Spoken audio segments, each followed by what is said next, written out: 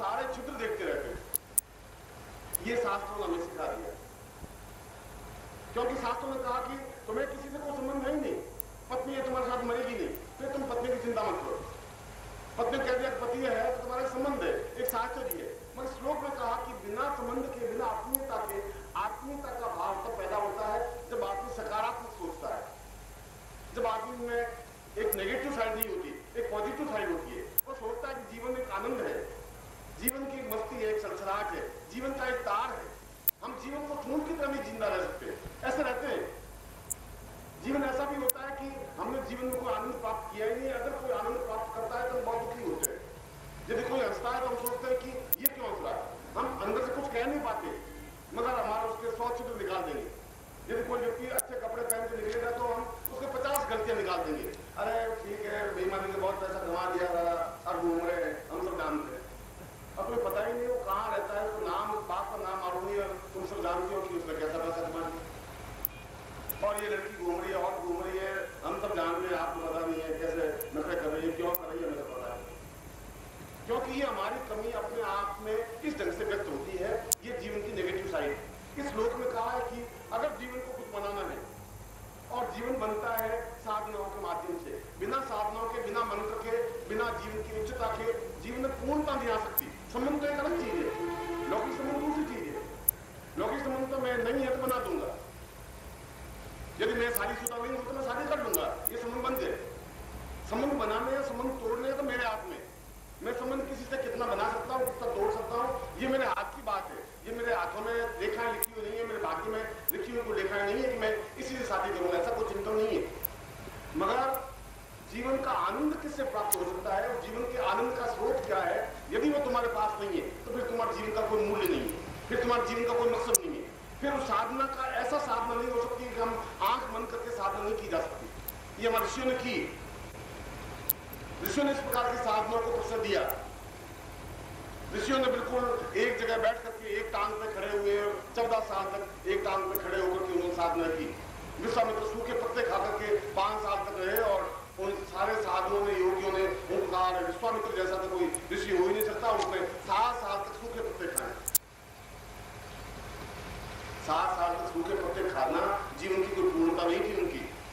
यह तो अपने आप में ऐसे हमारे हरिद्वार में और बनारस में और इलाहाबाद में बहुत बैठे हैं। अगर कुंभ में जाए तो कांटों पे लेटा हुआ एक साधु देखा, तो कांटों में लेटना उसको कोई आनंद की बात नहीं है। वो चाहता है कि मुझे लोग देखें, फोटोग्राफर ने फोटो खींचे, वीडियो वाला उसका फोटो मिला, मैं भी 5 मिनट खड़ा खड़ा देखता रहा, हमारे यार, और कांटों के ऊपर लेटा हुआ है। वो अपने आप को एक्सरसाइज कर रहा था, और विश्वामित्र भी अपने आप को एक्सरसाइज कर रहे हैं कि लोगों ने अगर मेरी प्रशंसा नहीं है, पूछ नहीं है तो क्या करूं, सूखे पत्ते खा करके उनका रहे। उस शिवी ने अपने हार्ड मांस काट काट करके फेंक दिया। यह कोई जीवन की उपलब्धि नहीं थी। कृष्ण ने गीता में कहा कि ये जीवन की उपलब्धियां नहीं है जो तुम कर रहे हो, इसके अलावा भी जीवन में योगीश्वर बना जा सकता है। जीवन में योगी बनने के लिए, और योगी नहीं योगीश्वर बनने के लिए प्रेम की एक स्थापना अपने जीवन में होनी चाहिए। एक नवीन चिंतन दिया, वो सारे वेद पुराण उपनिषद को परे हट करके एक नया एक अर्थ दिया, और एक अर्थ दिया उस व्यक्ति को हमने योगीश्वर भी कहा। कृष्ण वंदे जगत गुरु, हम संसार का गुरु माना उसको, हमने संसार का योगीश्वर माना। उसने जीवन में जो कुछ भी किया अपने आप पूर्णता के साथ किया, टुकड़े के साथ नहीं किया। राम के जीवन में वह पूर्णता नहीं प्राप्त हो पाई, उसके जीवन की विडंबना थी, एक जीवन का क्रम था। क्योंकि साधुओं का, उन सन्यासियों का, उन वेदों का, इन पुराणों का एक 10,000 साल पहले द्वापर और उस त्रेता के बीच में जो 10,000 साल पहले की परंपरा थी उसमें कुछ अंतर था। किसने कहा कि ऐसा संभव नहीं हो सकता। उसने कहा कि बिना प्रेम के जीवन में अनुकूलता नहीं आ सकती, और जो कुछ भी करे पूर्णता के साथ डूब करके करे। अगर उसने शत्रुओं का संहार किया तो डूब करके किया, बचाया एक नहीं, एक कौरव नहीं बचा, एक पांडव नहीं बचा, सबको समाप्त किया। पांडवों की तरफ होते हुए केवल 5 पांडव बचे, और वो 5 पांडव हिमालय में जाकर समाप्त हो गए। और कौरव की जितने अक्षौणी सेना थी उन सारे कौरवों को समाप्त कर दिया। उनके जीवन का कोई क्रम होगा, ऐसा उन्होंने क्यों किया? बहुत अपने आप में नीति थी, कूटनीति थी, मगर उसने युद्ध किया तो अपने पूर्णता के साथ युद्ध किया। प्रेम भी किया तो पूर्णता के साथ किया, चोरी भी की तो पूर्णता के साथ चोरी की, शादी भी की तो पूर्णता के साथ शादियां की, घिसे पिटे तरीके से नहीं। हम अगर कुछ भी करें अगर हम टुकड़ों में करेंगे, अगर हमारे जीवन में साहस नहीं है, कर्मठता नहीं है, जीवन में पौरुषता नहीं है, पूर्णता नहीं है, तो जीवन में कुछ प्राप्त कर ही नहीं सकते। जीवन प्राप्त करने के लिए ऐसा कई शास्त्रों में नहीं है कि आप बिल्कुल आंख मूंद करके साधना करने से साधना होती है, और जीवन का एक क्रम जरूर है। जीवन का क्रम तो सूखे रोटियां खा करके भी साधना करना लिखा हुआ है। एकादशी का व्रत करिए और एकादशी से पूर्ण मास में 5 दिन भूखे रहिए, गुरुदेव जल्दी मिल जाएंगे, भगवान जल्दी मिल जाएंगे, शास्त्रों में ऐसा लिखा है। गुरुदेव 11 की कथा पढ़िए, 11 में बिल्कुल खाना नहीं चाहिए, 5 को 1 कौर खाना चाहिए, 13 को 2 कौर खाना चाहिए, गुरु तक 4 कौर खाएंगे तो भगवान सामने खड़े हो जाएंगे। इससे भगवान सामने नहीं होते। यह केवल जीवन की एक विडंबना है। उन्होंने जीवन को, शरीर को सुखाना जीवन का सौभाग्य मान लिया। ये हमारे जीवन के, हमारा कोई शास्त्र में अगर हमारे पिता शराब पीते हैं तो गलत थी, हम उसकी प्रशंसा नहीं कर सकते। प्रशंसा तो वो करते हैं जिनके पास कोई ज्ञान की चेतना ही नहीं। पंडित ऐसा कह सकते हैं, पुरोहित ऐसा कह सकते हैं, वो ऐसा कह सकते हैं कि अगर हमारे साथ लिख दिया, हमारे पूर्वजों लिख दिया, वो सही है। मैं कहता हूं ऐसा नहीं है, उनसे भी गलतियां हो सकती हैं, उन्होंने भी गलतियां की। उन्होंने कहा कि जीवन को भूखे मारना और सुखा देना जीवन की पूर्णता है। वो गलती बुद्ध ने भी की, वो गलती महावीर ने भी की। वो गलती की मतलब उन्होंने एहसास किया, उन्होंने एहसास किया कि केवल भूखे मरने से जीवन में पूर्णता नहीं प्राप्त होती। जब तक महावीर ने सुजाता की खीर नहीं खाई, उनको एक ज्ञान प्राप्त नहीं हुआ। 48 दिन भूखे रहे, अन्न का एक दाना नहीं डाला, मगर कोई ज्ञान, कोई चेतना, कोई ज्योति, कोई अंदर से प्रकाश पैदा नहीं हुआ। महावीर ने कहा कैसे ऐसा भूखे, हमारे सारे शास्त्रों में लिखा है कि केवल निराहार रहकर के ज्ञान प्राप्त किया जा सकता है। 48 दिन तक मैं भूखा रहा, तो प्राप्त हुआ ही नहीं सकता। और 49 दिन सुजाता उसके पास आई, उसने कहा कि आप 100 दिन तक भूखे रहने से कुछ नहीं ले सकता, शरीर को सुखाने से नहीं मिल सकता। तुम्हारे अंदर प्रेम की भावना नहीं है, चेतना नहीं है, और जब तक अंदर एक हंसी नहीं आएगी, प्रेम नहीं आएगा, एक चिंगारी नहीं पैदा होगी, जब तक तुम्हें गुरुत्व प्राप्त नहीं हो सकता। मैं खीर लाई हूं तुम्हारे लिए, अत्यंत स्वादिष्ट, इसको आप लीजिए, आधार बनेगा। आधार बनेगा तो जीवन में एक रस आएगा। उस रस को प्राप्त करने के लिए शरीर को सुखाना जरूरी नहीं है। और उस दिन महावीर स्वामी को पहला चिंतन मिला, पहला उपदेश मिला। जीवन में एक घटना घटित हुई, एक पहली बार बुद्धत्व प्राप्त हुआ, पहली बार एक गुरुत्व प्राप्त हुआ। गुरुत्व का मतलब है एक घटना घटित हो जाना, एक चिंगारी पैदा हो जाना। गुरुत्व का मतलब को गुरु होना नहीं, गुरुत्व का मतलब है शरीर जो कुछ हल्का फुल्का था, जो शरीर में ज्ञान नहीं था, उस ज्ञान की वृद्धि हुई, गुरु बना, लघु नहीं। हम लघु तो है ही, हमारे जीवन में न्यूनता तो है ही, हमारे जीवन में कमियां तो है, भौतिक दृष्टि से भी, आध्यात्मिक दृष्टि से भी, मगर जीवन में पूर्णता प्राप्त हो उसको गुरुत्व कहते हैं। और वह गुरुत्व प्राप्त हो सकता है साधनाओं के माध्यम से, और साधनाएं प्राप्त हो सकती हैं प्रसन्नता के माध्यम से, खिलखिलाहट के माध्यम से, छलछलाहट के माध्यम से, नाचते हुए, कूदते हुए, झूमते हुए, और अपने आप को नृत्यमय करते हुए भी। ये पहली बार शास्त्रों में कहा गया है, जिसके अंदर प्रेम का प्रस्फुटन होगा, जिसके अंदर एकदम वसंत को समझने की क्रिया होगी। उस श्लोक में, जिस श्लोक में आपके सामने रखा, उस श्लोक का तात्पर्य है कि यह गुरुत्व प्राप्त करना और जीवंत व्यक्ति के सानिध्य में रहना। गुरु मिले, ऐसा भी हो सकता है कि स्वामी हरिराधन जी थे, हमारे गुरु जी थे, कहाँ गए, गुरु जी मर गए, अब गुरु जी चले गए। और कैसे चले गए, जैसा सांस नहीं ली, खत्म हो गई, अब हरिराधन जी हमारे क्या काम करें। ये तुम्हारे जीवन का दुर्भाग्य है कि हरिराधन तुम्हारे सामने नहीं है। तुम्हारे सामने हो, जीवंत गुरु हो, चेतना युक्त गुरु हो, प्राण चेतना वाले सही हो, जो तुम्हारे सुख दुख दर्द को, तुम्हारी नाड़ी पर हाथ रखता, तुम्हें समझा सके, तुम्हारे दुख दर्द को समेट सके, तुम्हें बाहों में ले सके, तुम्हें अपने सीने से लगा सके, अपनी बात, तुम्हारे मन की पुकार तुम्हें कह सके, तुम अपनी मन की बात उसको कह सको, एक गुंजरण हो सके, एक क्रिया हो सके, तुम दोनों के बीच में संबंध स्थापन हो सके, गुरु शिष्य के बीच में। तुमने सूफी काव्य पढ़ा नहीं है, सूफी काव्य में पद्मावत, जायसी का पद्मावत है, अपने आप में सूफी का हिंदी में किया होगा, तो पद्मावत जरूर पढ़ा होगा। और उसमें उस सूफी काव्य में अपने आप को प्रेमिका बनानी पड़ती है। मैं प्रेमिका हूं और प्रेमिका के भाव से पूरे संसार को देखती हूं। उस पद्मावत को आपने देखा, पद्मावती का वर्णन है, अपने आप में पूर्ण उस भाव के रूप में वो प्रभु को प्राप्त करने की क्रिया है। पद्मावत अपने आप में आध्यात्मिक ग्रंथ है, जैसा वशिष्ठ संहिता है, जैसा विश्वामित्र संहिता, वैसे ही पद्मावत है।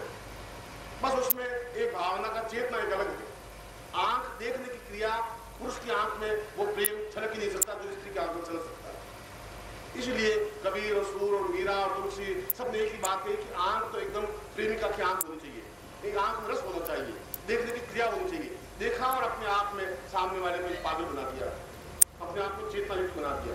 ये जीने की क्रिया, ये जीने की आनंद तब हो पाएगी जब अंदर एक भाव पैदा होगा, जब हमारे पांव उठेंगे, जब हमारे मुंह से संगीत निकलेगा, जब हमारी आंखों में नृत्य बनेगा, जब हमारे हाथ नाचने लगेंगे, जब हमारे पैर नाचने लगेंगे, जब जीवन का एक उत्सव बनेगा, तब अमृत बनेगा। और ये अमृत एक एक घूंट पीना साधना है। साधना के लिए और सैकड़ों रास्ते हैं, भगवान को प्राप्त करने के लिए 1000 रास्ते हैं। मैंने कहा वैसे संहिता भी एक रास्ता है, पत्ते खा करके भी उस भगवान को प्राप्त किया जा सकता है। और एक रास्ता मीरा का भी है कि नाचते हुए भगवान कृष्ण को प्राप्त कर लेने की क्रिया है।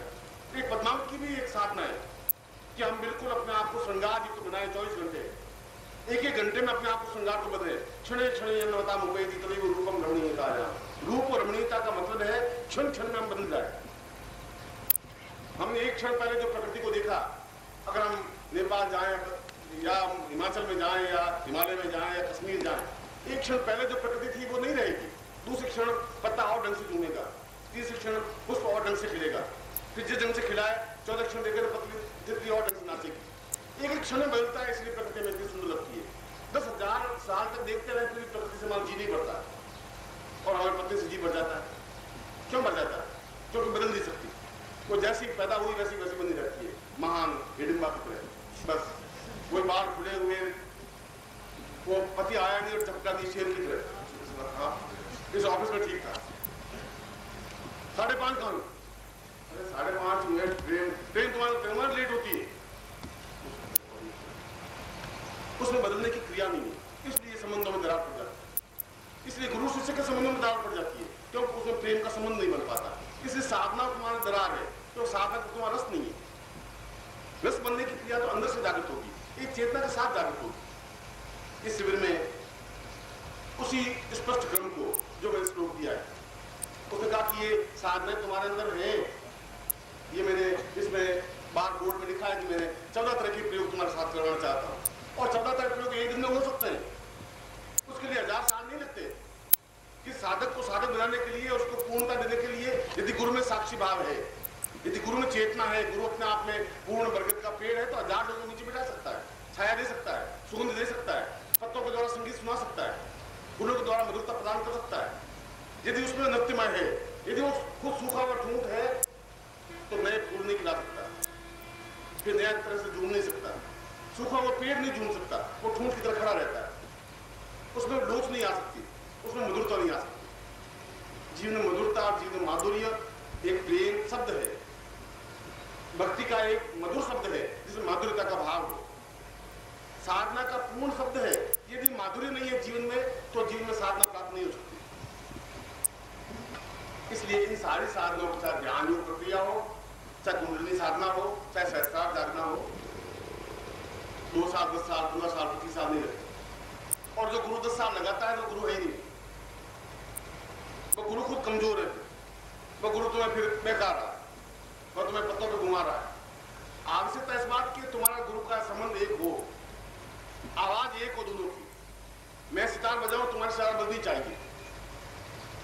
संगीतकारों ने प्रयोग किया है, एक बड़ी सितार यहाँ रख दे और एक छोटी सितार इससे 5 फीट दूरी पर रख दे, और यदि मैं बड़ी सितार को बजाऊं तो छोटी सितार की तार अपने आप हिलने लग जाती है, अपने आप बजने लग जाती है। इसको बजाते बजाते एकदम बड़ी सितार बंद कर दीजिए, 2 सेकंड तक वो सितार अपने आप बजती रहेगी। नमस्कार। अगर आप सद्गुरुदेव डॉक्टर नारायण दत्त श्रीमाली जी के दीक्षित हैं या फिर आपके पास उनसे जुड़े हुए कोई भी अनुभव है, तो नीचे दिए गए हुए नंबर पर वीरल पटेल जी को मैसेज कीजिए या फिर फ़ोन कॉल कीजिए और अपने अनुभव ज़रूर शेयर कीजिए। डॉक्टर नारायण दत्त श्रीमाली जी के आत्मकथा का संकलन करने में मदद करें। धन्यवाद।